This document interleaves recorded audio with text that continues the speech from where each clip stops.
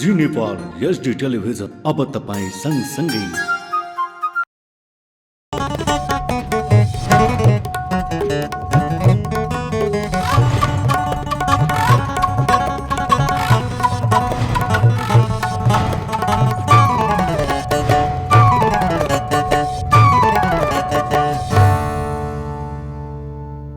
नमस्कार, जी नेपाल न्यूजमा स्वागत छ। म श्रेणा श्रेष्ठ। सुरु गरौं प्रमुख समाचारका शीर्षकहरूबाट। कानून उल्लङ्घन र बेथितिलाई सरकारले छुट नदिने गृहमन्त्री श्रेष्ठको भनाई। सुशासनबाटै समृद्धिको लक्ष्य पूरा गर्न सकिने उल्लेख। नेपाली सेनाको संख्या घटाउन नहुने राष्ट्रिय सभाका सदस्य गौतमको भनाई। सेनाले राष्ट्रको सुरक्षा गर्ने काम गरेको इतिहास रहेको उल्लेख। सुन प्रकरणको छानबिनका लागि 6 सदस्यीय समिति गठन। समितिलाई छानबिन गरी 5 दिनभित्र आवश्यक प्रतिवेदन बुझाउन निर्देशन। रुसको मिसाइल आक्रमणका कारण 60,000 टन अन्न नष्ट भएको युक्रेनको दाबी। रुसले ब्ल्याक सीमा रहेको युक्रेनले बन्दरगाहमा लक्षित आक्रमण गरिरहेको आरोप। र एसिया कपमा नेपालले पहिलो खेल पाकिस्तानसँग खेल्ने। खेल भदौ 13 गते मुल्तानमा हुने। अब समाचार विस्तारमा। उपप्रधान एवं गृहमन्त्री नारायण काजी श्रेष्ठले कानून उल्लङ्घन र बेथितिलाई सरकारले छुट नदिने स्पष्ट पार्नु भएको छ। बिहीबार सिंहदरबारमा उपभोग्य वस्तुको सहज उपलब्धता, भन्सार छली, चोरी, निकासी, पैठारी लगायत विषयमा आयोजित छलफलका कार्यक्रममा श्रेष्ठले उपभोक्ता अधिकार स्थापित गर्न सरकार प्रतिबद्ध रहेको भन्दै कानून उल्लङ्घन र बेथितिलाई सरकारले छुट नदिने स्पष्ट पार्नु भएको हो। गुणस्तरीय र सुपथ मूल्यमा दैनिक आवश्यकता पूरा गर्न पाउने उपभोक्ताको अधिकार भएकोले सरकारवाला सबै पक्षसँगको छलफलबाट अनुगमनलाई प्रभावकारी बनाइने उहाँले बताउनुभयो।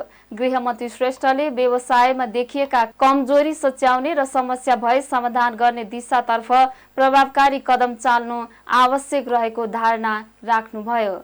एउटामा अर्को प्रकारको अप्ठ्यारो वा कुनै पनि प्रकारको समस्या उत्पन्न भएको छ, त्यो अप्ठ्यारो र समस्यालाई समाधान गर्ने, तर जहाँ जहाँ कानुनको उल्लङ्घन भएको छ, जहाँ जहाँ बेथिति भएको छ, होइन, कानुनको उल्लङ्घनलाई छुट नदिने, बेथितिलाई छुट नदिने गरी पनि हामीले प्रभावकारी ढङ्गले कदम चाल्नुपर्ने आवश्यकता छ। त्यस कारणले यो अहिलेको सन्दर्भमा सुरुवात हो। यो छलफललाई हामी आवश्यकता अनुसार छिट्टै निरन्तरता दिनेछौँ र यहाँको समेत सुझावलाई ध्यान दिएर हामी अनुगमन समयलाई कसरी प्रभावकारी बनाउने, अनुगमन प्रक्रियालाई कसरी प्रभावकारी बनाउने, होइन, कालाबजारीहरूलाई कसरी नियन्त्रण गर्ने, नक्कली वस्तुहरूलाई कसरी नियन्त्रण गर्नेदेखि लिएर चाहिँ उपभोक्ताले कसरी चाहिँ गुणस्तरीय सामान सहज ढङ्गले उचित मूल्यमा प्राप्त गर्ने भन्ने कुरालाई केन्द्रमा राखेर काम गर्नेछौँ। हामीले यो कामलाई प्रभावकारी रूपमा सफल बनाउने चाहिँ महिला नै पर्छ। त्यसको निम्ति सरकारी निकाय र जससँग समन्वय गरेर काम गर्नुपर्नेछ। हामी समन्वयात्मक काम गर्दैछौँ। त्यसको निम्ति अर्को बैठक छिटै बस्ने एउटा सरकारी संयन्त्रहरूको पनि बैठक गर्नु छ। त्योभन्दा अगाडि तपाईँहरूसँग सफल गर्नुपर्ने आवश्यकता भए तपाईँहरूसँग सफल गर्नेछौँ र तपाईँहरूलाई म के अनुरोध गर्न चाहन्छु, विशेष त उपभोक्ताको अधिकारको निम्ति अहिलेसम्म सङ्घर्ष गर्नुभएका सबै संस्थाहरू तपाईँहरूको भूमिकालाई सम्मान गर्दै, तपाईँहरूको योगदानप्रति धन्यवाद पनि दिँदै अहिले तपाईँहरूले एउटा सूची बनाइदिनुहोस् हामीलाई पेपरमा, यदि कहाँ कहाँ मिसिङ भएको छ, के काम गर्नुपर्ने भयो, त्यो सुझाव तपाईँले रिटेन रूपमा दिनुहोस्। उहाँले सरकार सुशासनलाई पूर्व शर्त बनाएर अगाडि बढिरहेकोले सुशासनबाट नै समृद्धिको लक्ष्य पूरा गर्न सकिने धारणा राख्नुभयो। राष्ट्रिय सभाका सदस्य वामदेव गौतमले नेपाली सेनाको संख्या घटाउन नहुने बताउनु भएको छ। राष्ट्रिय सभाको बिहीबारको बैठकको विशेष समयमा गौतमले सेनाले अप्ठ्यारोमा नेपाल राष्ट्रको रक्षा गर्ने काम गरेको इतिहास रहेको भन्दै सेनाको संख्या घटाउन नहुने बताउनु भएको हो। उहाँले सेनाको संख्या 2 लाख थप गर्दै औद्योगिक क्षेत्र र कृषि क्षेत्रको उत्पादन वृद्धिका लागि परिचालन गर्नुपर्नेमा जोड दिनुभयो। सेनाको संख्या घटाउँदै त्यसबाट बचेको पैसाले देश विकास गर्नुपर्छ भन्ने अभिव्यक्तिप्रति आपत्ति जनाउँदै गौतमले अहिले संघीय संसदमा सांसदको संख्या घटाउनु पर्ने धारणा राख्नुभयो। संघीय संसद र स्थानीय तह रहेको अवस्थामा प्रदेश सभाको केही काम नरहेको उहाँले बताउनुभयो। गौतमले अहिलेको संसद संरचना रहँदासम्म नेपालको विकास हुन नसक्ने जिकिर गर्नुभयो। त्यस्तै उहाँले कांग्रेसले लाइभ गरेर केन्द्रीय कमिटी बैठक सुरु गरेको भन्दै कम्युनिस्टहरूले पनि सिक्नुपर्ने बताउनुभयो। प्रदेश सभाको के काम छ? संघीय संरचना भएको हुनाले काम छ, संविधानमा छ, त्यसबाट मैले अन्यथा लेख्दैन भन्दैन। तर काम के छ? कहाँनिर गर्छ त्यसले काम? त्योभन्दा तल अर्को तह छ, संघीय संरचनाको अर्को तह छ जुन प्रदेशको मातहत छैन, केन्द्रको मातहत छैन। जति केन्द्र प्रदेश अधिकार छ त्यत्तिकै त्यो खडा हुनुको निम्ति स्वायत्त अधिकार सहितको छ। 275 जनाको प्रतिनिधि सभा किन चाहिएको छ? घटाउनुस् त्यसलाई। 200 मा झार्नु, 205 जना बनाउनु, 203 जना बनाउनुस्, अथवा 150 151 मात्रै बनाउनुस्, त्यही पनि चल्छ। राष्ट्रिय सभाको सदस्य हुँ भन्न त मिलेन, तर प्रतिनिधि सभाको भन्दा छुट्टै के छ? अधिकार के छ? कर्तव्य के छ? बेलायतको नक्कल गरेर जस बेला यो 17औं शताब्दीको कुरा हो, जस बेला राजाको टाउको काटेर विद्रोहीहरूले बेलायतभरि घुमाएका थिए र पछि श्रमिकहरूले विद्रोह गर्न सुरु गरेपछि श्रमजीवीहरूको विरुद्धमा त्यहाँका जमिनदार र पुँजीपतिहरू मिलेर छुट्टै सदन बनाउने एउटा अपर हाउस, जसलाई हाउस अफ लर्ड भनियो। लर्ड भनेर भनेको भगवान मात्रै होइन, लर्ड भनेर भनेको जमिनदार पनि हो, सामन्त पनि हो। तिनीहरूसित मिलेर हाउस अफ कमन्स, हामी तल कमन भएर बस्छौँ तर राज्य चलाउने हामी भनेर बनाएकोलाई नक्कल गरेर आज हामी यहाँ छौँ। त्यसबाट नक्कल धेरै क्षेत्रमा भएको छ, संसदीय क्षेत्रमा नक्कल भएको छ र यो संसद रहँदासम्म नेपाल विकास पनि हुँदैन, अगाडि बढ्न पनि सक्दैन। प्रतिनिधि सभाले कार्यकारी चुन्ने प्रणाली हुँदासम्म अगाडि जान सकिँदैन र यस किसिमका जसले देश जोगायो, जसले आफ्नो रगतले हरेक माटो चाहिँ रातो बनाएको छ, त्यसलाई घटाउनुपर्छ भनेर भन्ने ठाउँमा छलफल गर्ने र देश विकास गर्ने सम्बन्धमा कुनै काम नगर्ने, त्यस्तो हामीले गर्यौं भने हामीले श्राप भोग्नेछौँ। सतीको श्राप भनेर भन्ने छ र त्यो श्राप भोग्नेछौँ। त्यसो भएर म यसलाई खण्डन गर्न चाहन्छु र अस्ति नेपाली कांग्रेसले लाइभ गरेर केन्द्रीय कमिटीको बैठक सुरु गरेको छ। यो कम्युनिस्टहरूलाई चुनौती, कम्युनिस्ट पार्टीहरू हो त्यो बाटोमा हिँड सक्छौ कि सक्दैनौ? अब गोप्य बस्नुपर्ने, भ्रष्टाचार गर्नको निम्ति, व्यभिचार गर्नको निम्ति, दुराचार गर्नको निम्ति बाहेक अर्को गोप्य रूपमा निर्णय गर्नुपर्ने कुनै विषय छैन। राजाले निर्माण गरेको यत्रो लामो इतिहास भएको फौजले जनताले निर्णय जे गर्छन् त्यो हामी शिरोधार्य गर्छौं भनेर भनेको अर्को इतिहास छैन। नेपाल हो त्यो सेना, गौरव गाथा बोकेको सेना।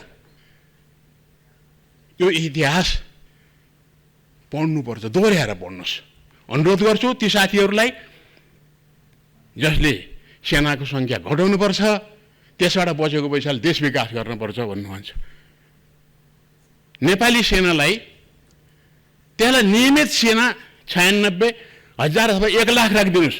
अर्को 2 लाख सेना निर्माण गरेर देश निर्माण र औद्योगिक क्षेत्र र कृषि उत्पादनको क्षेत्रमा लगाउनुहोस्। सेनाले गरेर देखाउँछ र उसले 5 वर्षभित्र नेपाललाई आत्मनिर्भर मात्रै होइन, विदेश पठाउने गरी हाम्रो देशमा उत्पादनको वृद्धि गर्न सक्छ।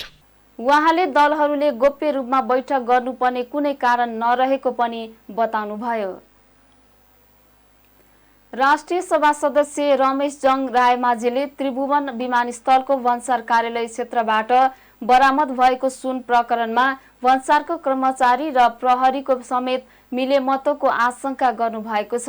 बिहिबार बसेको राष्ट्रिय सभा बैठकको विशेष समयमा रायमाझीले भन्सारको कर्मचारी र प्रहरीको मिलेमतो बिना भन्सारबाट सुन कटाउन सम्भव नहुने समेत बताउनुभयो। 33 किलो सुनको प्रकरण सेलाउन नपाउँदै 100 किलो सुन बरामद हुनु लाजमर्दो कुरा भएको उहाँले बताउनुभयो। रायमाझीले सरकार चलाउँदैछौँ कि तस्कर गर्दैछौँ भन्ने प्रश्न गर्नुभयो। ललिता निवासको काण्डमा अधिकृतलाई टिप्पणी उठाउँदा कारबाही गर्ने प्रशासन 100 किलो सुन निकाल्दा प्रहरीको उपस्थिति नदेखिएको उहाँले बताउनुभयो। उहाँले मुलुकलाई अपराधिक क्रीडा स्थल बनाउन खोजिएको भन्दै सरकार सचेत हुनुपर्ने धारणा राख्नुभयो। भन्न पनि लाज लाग्ने भइसक्यो हामीलाई। चार्ल्स सोब्राज कुख्यात अपराधी चार्ल्स सोब्राजले तिमीले यो त्रिभुवन अन्तर्राष्ट्रिय विमानस्थलको भन्सार कार्यालयमा तिमी कसरी छिर्यौ भन्दा गर्दाखेरि तिम्रोबाट हात्ती छिराइदिन्छु म भनेको कुराको मलाई आज स्मरण भयो। 100 किलो सुन निक्लिन्छ। हिजो 33 किलो सुन निक्लेको चर्चा हामीले सेलाउन नपाउँदै आज 100 किलो निक्ल्यो। एकपल्ट होइन 22 पल्ट त्यस्तोको प्रक्रिया भयो भनेर अहिले आइरहेको छ।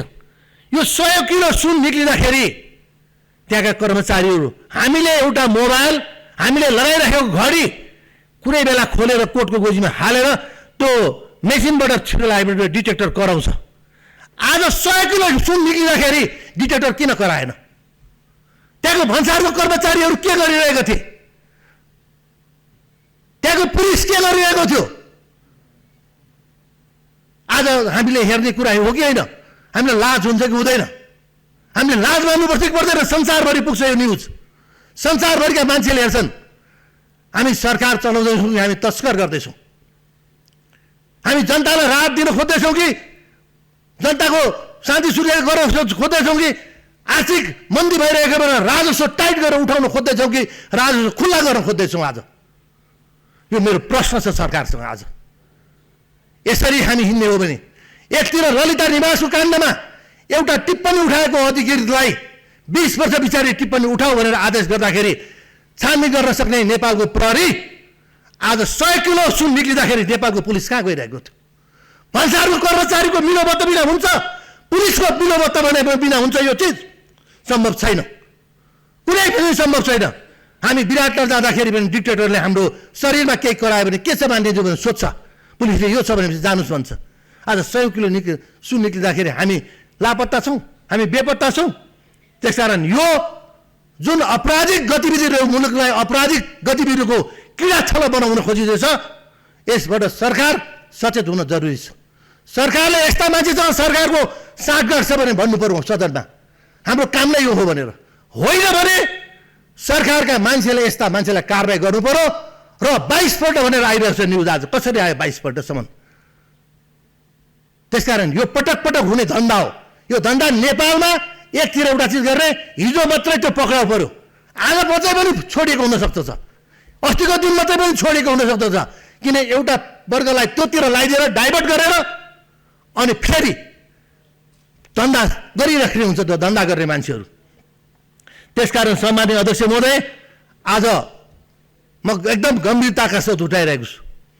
मैले यो सदनबाट बजेटको बेलामा भनेको थिएँ अर्थ मन्त्रालय र गृह मन्त्रालय संवेदनशील बनोस् र राजस्व चुहावट हुन नदियोस्।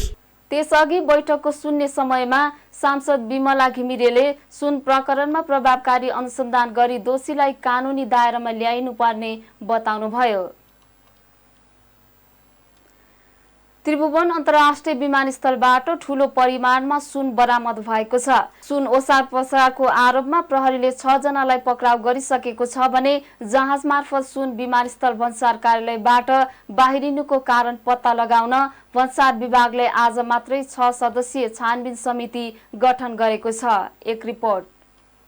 त्रिभुवन अन्तर्राष्ट्रिय विमानस्थलबाट ठूलो परिमाणमा सुन बरामद भएको छ। हङकङबाट मोटरसाइकल र स्कुटरका पार्ट पूर्जाको स्वरूपमा नेपाल भित्राइएको सुन विमानस्थलबाट जाँच पास भइसकेको अवस्थामा राजस्व अनुसन्धान विभागको टोलीले बुधबार बरामद गरेको हो। राजस्व अनुसन्धान विभागले झन्डै 100 किलो सुन बरामद प्रकरणमा हालसम्म 6 जनालाई पक्राउ गरिसकेको छ।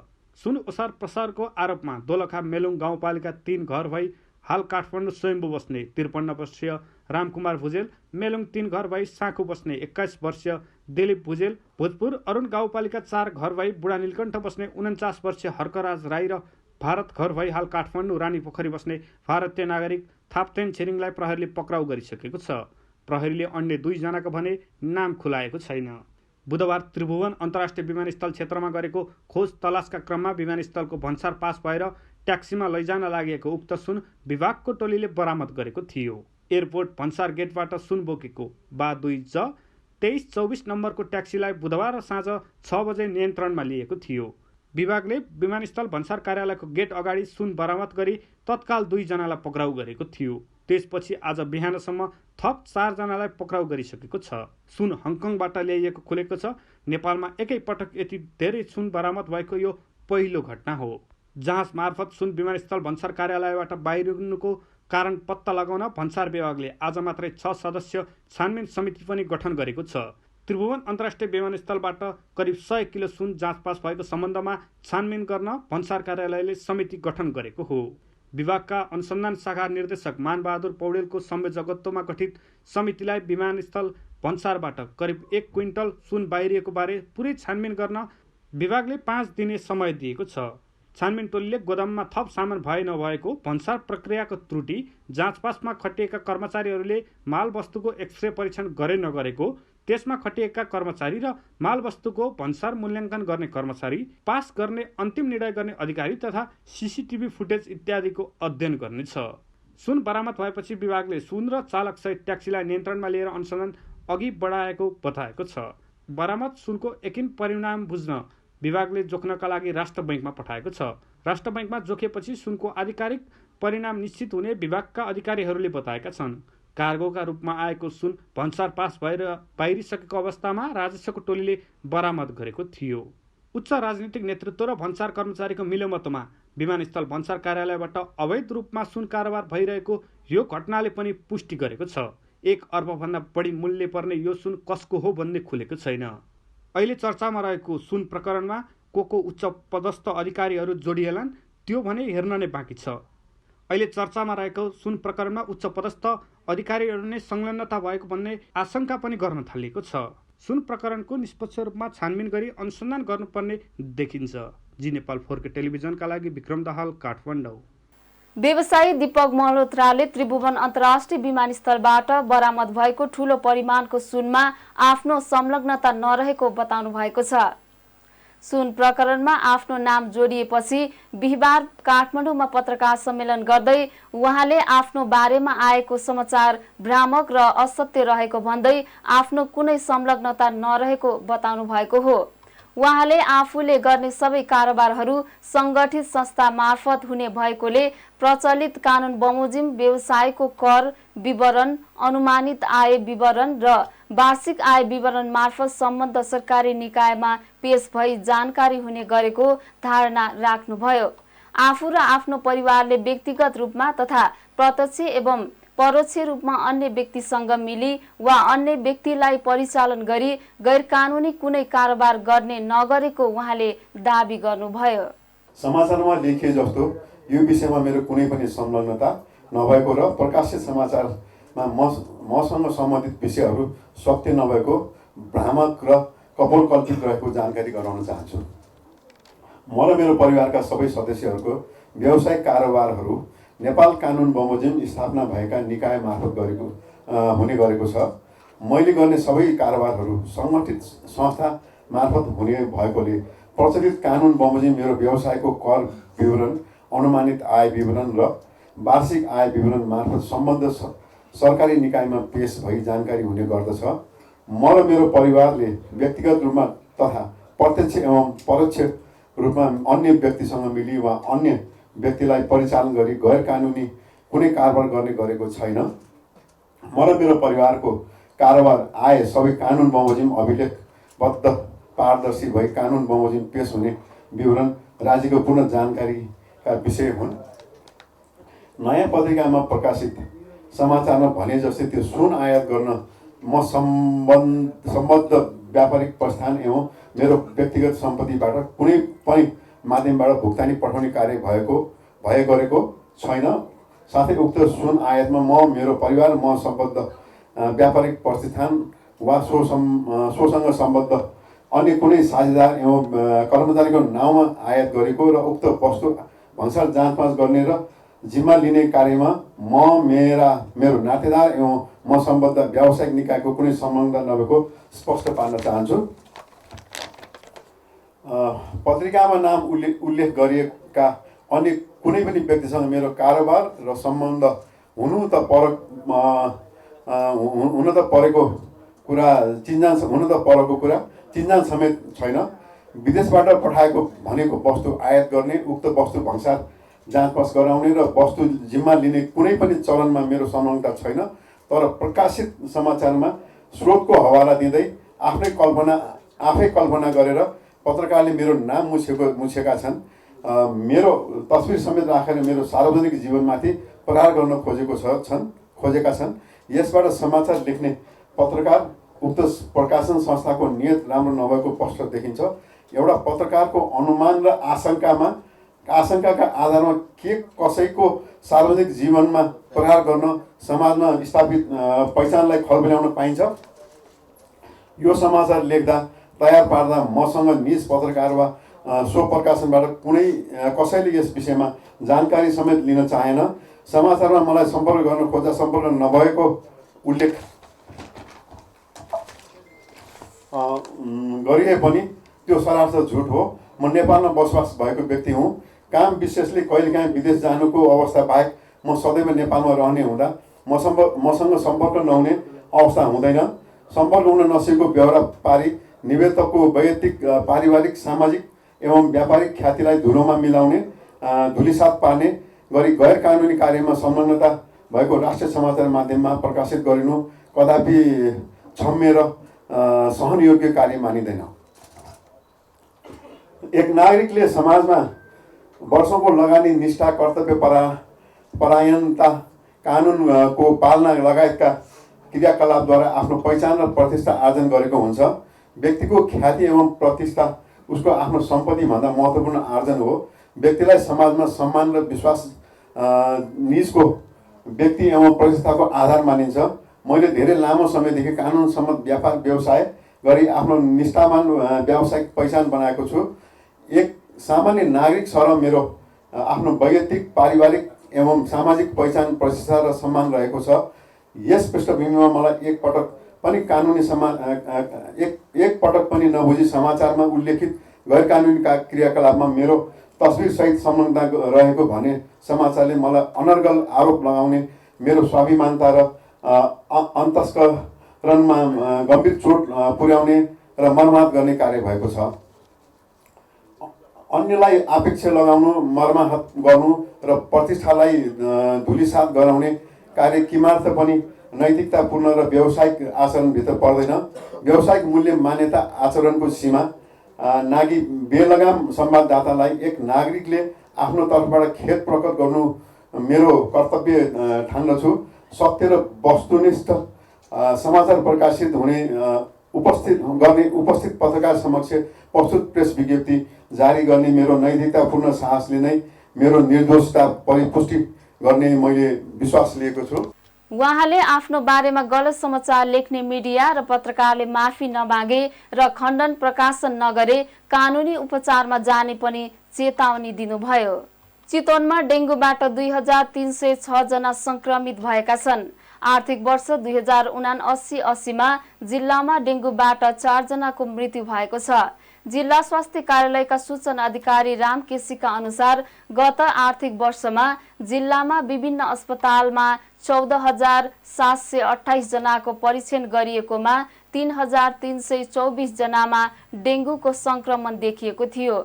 चितवन बाहिरका 695 जना र ठेगाना नखुलेका 323 जना डेंगूबाट संक्रमित भएका थिए। जिल्लामा सबैभन्दा धेरै भरतपुर महानगरपालिकामा डेंगूको संक्रमण देखिएको केसीले बताउनुभयो।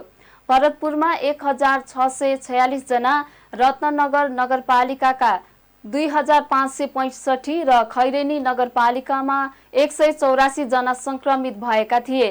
त्यस्तै राप्ती नगरपालिकामा 101 जना, कालिका नगरपालिकामा 55, माडी नगरपालिकामा 40 र इच्छा कामना गाउँपालिकामा 16 जनामा डेङ्गुको संक्रमण देखिएको केसीले बताउनुभयो। बाँकेमा पहिलो पटक स्थानीय तह मध्ये नेपालगञ्ज उपमहानगरपालिकाले निशुल्क एम्बुलेन्स सेवा सुरु गरेको छ। गरिब, असहाय, प्रसुति सेवा लिने महिला, अपाङ्गता भएका ज्येष्ठ नागरिक र आकस्मिक बिरामीलाई लक्षित गरी एम्बुलेन्स सञ्चालनमा ल्याइएको नेपालगञ्ज उपमहानगरपालिका नगर प्रमुख प्रशान्त विष्टले बताउनुभयो। विष्टले अस्पतालसम्म पुग्न बिरामीले कुनै कठिनाई भोग्न नपरोस् भनेर सुरु गरिएको सेवा निरन्तर चल्ने बताउनुभयो। उपप्रमुख कमरुद्दिन राईले आकस्मिक बिरामीहरूको सहजताका लागि एम्बुलेन्स सेवा प्रभावकारी हुने बताउनुभयो। प्रमुख प्रशासकीय अधिकृत शिवप्रसाद रिजालले निशुल्क एम्बुलेन्स सेवाले नगरवासी लाभान्वित हुने बताउनुभयो। उक्त सेवाका लागि नेपालगञ्ज उपमहानगरपालिका कार्यालयभित्र 3 वटा एम्बुलेन्स स्ट्यान्ड बाई रहेका छन्। नेपालगञ्जमा 20 वटा एम्बुलेन्स सञ्चालनमा रहेका छन्। कोभिड-19 पछि बाँकेका ठूला उद्योगमा स्वचालित मेसिनको प्रयोग बढेको छ।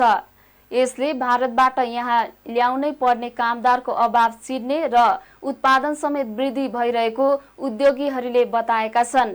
नेपालगञ्जको प्रतिष्ठित शिखर प्लाइ उद्योगले कोभिड-19 मा झेलेको कामदार अभावबाट पाठ सिकेर स्वचालित मेसिन भित्राएको छ। ढोका निर्माणका लागि उपयोगी साबित भइरहेको उक्त मेसिन प्लाइ उद्योगका क्षेत्रमा नेपालकै पहिलो भएको उद्योगी चप्पालाल बोथराले बताउनुभयो। बाँकेका ठूला उद्योगमा अधिकांश कामदार भारतीय रहेका छन्। कोभिड-19 का बेला उद्योग सञ्चालनको अनुमति हुँदा समेत यहाँका उद्योगीहरूले कामदार अभावमा उद्योग सञ्चालनमा कठिनाई बेहोरेका थिए। त्यसैबाट पाठ सिकेर उद्योगीहरूले अटोमेटिक मेसिन जडानलाई प्राथमिकता दिएको नेपालगञ्ज उद्योग वाणिज्य संघका महासचिव चिरञ्जीवी ओलीले बताउनुभयो। अटोमेटिक मेसिन अहिलेको आवश्यकता पनि भएको उहाँको भनाइरहेको छ। कायम दरबन्दी चलेर फाजिल अवस्थामा कार्यरत कर्मचारीलाई बाँकेका स्थानीय तहले सम्बन्धित मन्त्रालयमा फिर्ता पठाउने निर्णय गरेका छन्। कोहलपुर नगरपालिका र जानकी गाउँपालिकाले निर्णय नै गरिसकेका छन् भने अन्य पालिकाले केही दिनभित्रै निर्णय गर्ने तयारी गरेका छन्। कोहलपुर नगरपालिकाले 16 जना स्वास्थ्य कर्मीलाई 2080 साउन 1 गतेबाट लागू हुने गरी स्वास्थ्य तथा जनसङ्ख्या मन्त्रालयमै फिर्ता गर्ने निर्णय गरेको छ। मूल दरबन्दी 21 जनाको भए पनि नगरपालिकामा 37 जना कार्यरत थिए। शक्तिको आडमा कायम भएको दरबन्दीमा नगई सुगमता खोज्दै कोहलपुरमा बसेका स्वास्थ्य कर्मीका कारण तलब खुवाउन हम्मे परेको स्थानीय तहहरूको भनाइरहेको छ। यस्तै निर्णय जानकी गाउँपालिकाले पनि गरेको पालिकाका प्रमुख प्रशासकीय अधिकृत सिंहराज डाँगीले जनाउनुभयो। उहाँका अनुसार पालिकामा 3 जना स्वास्थ्य कर्मी दरबन्दी भन्दा बढी रहेका छन्। उनीहरूलाई पछिल्लो 2 महिनाको तलब खुवाउन पनि गाह्रो परेको गाउँपालिकाले जनाएको छ। 3 जना स्वास्थ्य कर्मीलाई साउन 1 गतेबाट लागू हुने गरी दायित्व नलिने निर्णय भएको प्रमुख प्रशासकीय अधिकृत डाँगीले बताउनुभयो।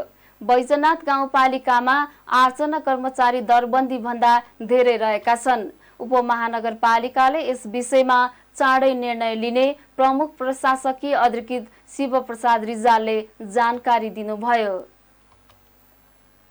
विक्रम सम्वत 2081 को पात्र प्रकाशन गर्न चाहनेलाई साउन मसान्तभित्र त्यस सम्बन्धी विवरण पेश गर्न नेपाल पञ्चाङ्ग निर्णायक विकास समितिले आह्वान गरेको छ।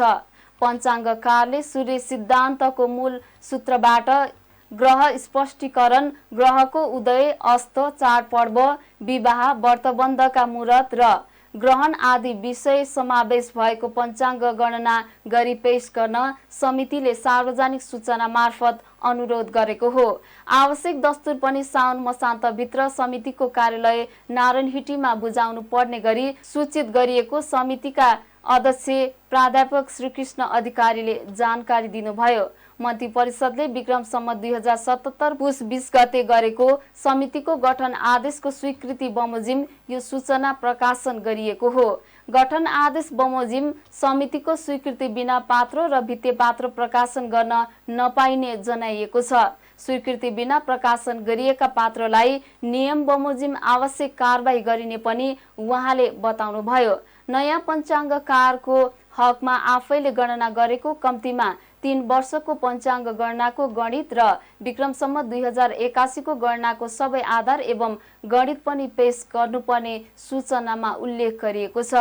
म्याद नागी आएका र अङ्क नपुगेका पञ्चाङ्गलाई स्वीकृति प्रदान नगरिने समितिले जनाएको छ। वित्तीय पात्र प्रकाशन गर्न चाहने व्यक्ति वा संस्थाले पनि समितिको स्वीकृति लिनुपर्ने सूचनामा उल्लेख गरिएको छ। त्रिभुवन विश्वविद्यालयले हाल 4 वर्षे बनाइएको स्नातक तहको पढाइलाई फेरि 3 वर्षे बनाउने तयारी गरेको छ। 4 वर्षे बनाउँदा निरन्तर विद्यार्थी संख्या घट्न थालेपछि विश्वविद्यालयमा यस विषयमा छलफल सुरु भएको छ। त्रिवीले सबैभन्दा पहिला 2071-72 सालदेखि व्यवस्थापन संकायबाट स्नातक तहलाई 4 वर्षे बनाउन सुरु गरेको थियो। मानविकी तथा समाजशास्त्र संकायमा 4 वर्षे प्रावधान लागू भएको एक चक्र पनि पूरा भएको छैन। 4 वर्षे पढाइका लागि प्रथम ब्याजमा भर्ना भएका यस संकायका विद्यार्थीले अहिले तेस्रो वर्षको परीक्षा दिइरहेका छन्। विश्वविद्यालयको गत असार 14 गते बसेको प्राज्ञिक समितिको बैठकमा स्नातकलाई 3 वर्षमै झार्नुपर्ने सुझाव विभिन्न संकायका डिनले दिनुभएको थियो। परीक्षा नियन्त्रण कार्यालयले समेत स्नातकलाई 4 वर्षबाट झारेर 3 वर्ष नै बनाउनु पर्ने राय व्यक्त गरेको छ। पछिल्लो समय त्रिवीमा विद्यार्थीलाई एउटै तह उत्तीर्ण गर्न 4 वर्ष समय खर्च गर्नुपर्ने बाध्यता रहेको छ। त्यसमाथि परीक्षा सञ्चालन तथा नतिजा सार्वजनिकको काम नियमित नहुँदा स्नातक तह उत्तीर्ण हुन न्यूनतम 5 वर्ष कुर्नुपर्ने बाध्यता रहेको छ। अब अर्थ समाचार।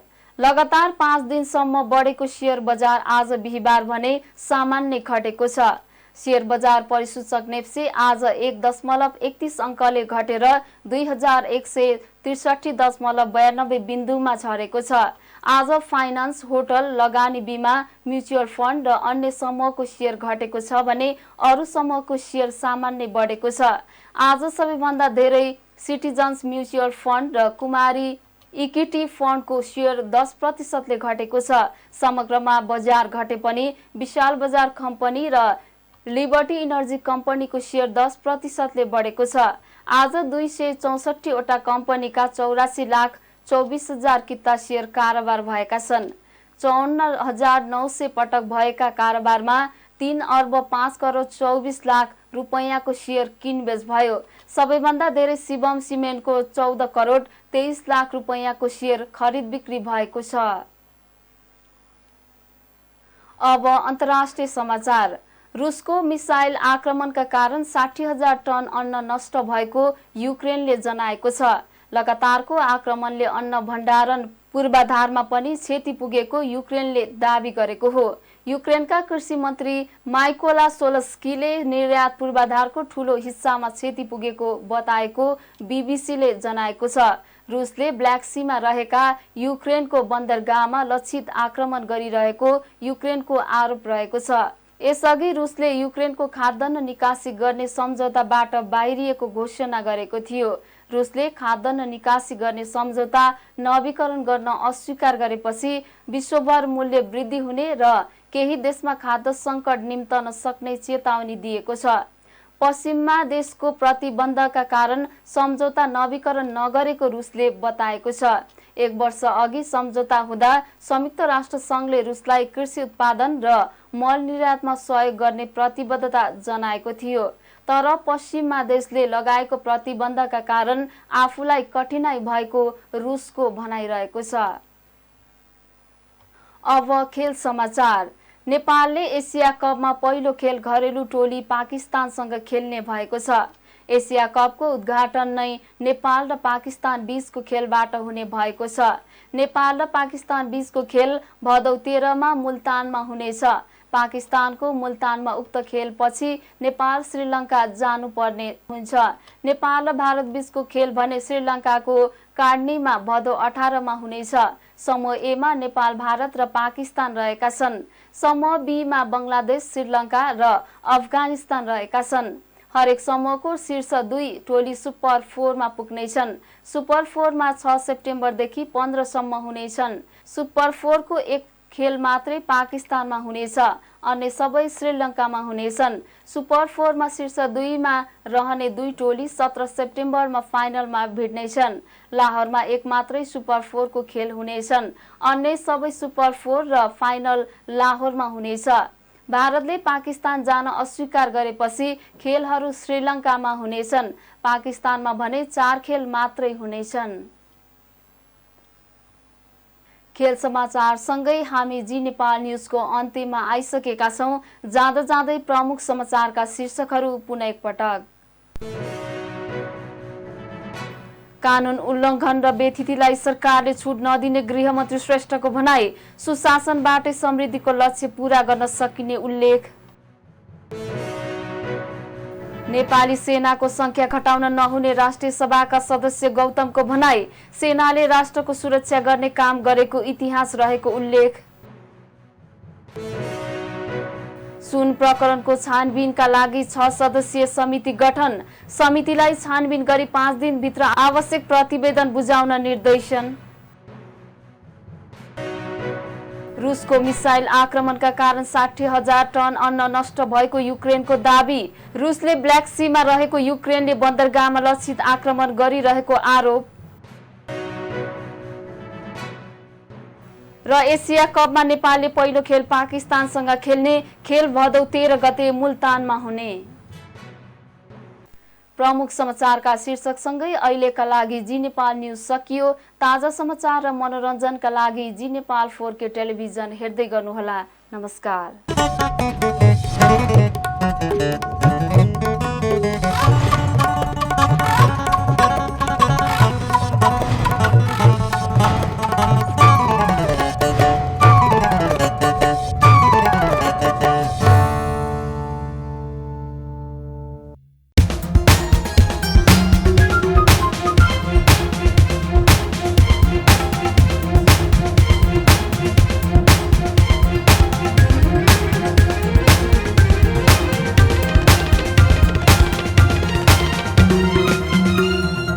जी नेपाल HD टेलिभिजन अब तपाईं सँगसँगै